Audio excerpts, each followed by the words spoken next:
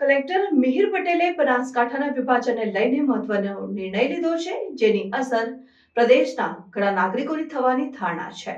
આ પ્રક્રિયામાં સમુદાયની સંડોવણી સુનિશ્ચિત કરવાના પ્રયાસ રૂપે કલેક્ટરે જાહેરાત કરી છે કે નાગરિકોને વિભાજન અંગેની રજૂઆતો અથવા ફરિયાદો દ્વારા તેમના અભિપ્રાયો વ્યક્ત કરવાની તક મળશે. ગત 1 જાન્યુઆરી 2025ના રોજ જિલ્લાના વિશાળ જનહિતને ધ્યાનમાં લઈને સરકાર દ્વારા બનાસકાંઠા જિલ્લાને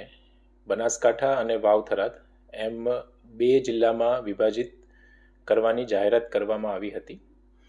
જેમાં વાવ-થરાદ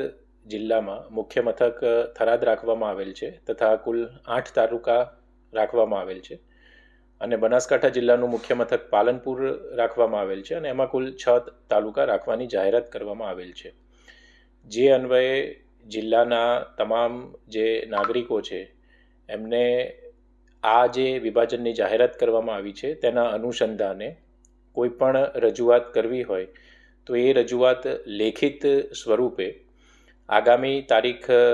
2 ફેબ્રુઆરી 2025ના રોજ સાંજે 6:10 કલાક સુધી સંબંધિત નાયબ કલેક્ટરશ્રીની એટલે કે પ્રાંત કચેરી ખાતે લેખિત સ્વરૂપે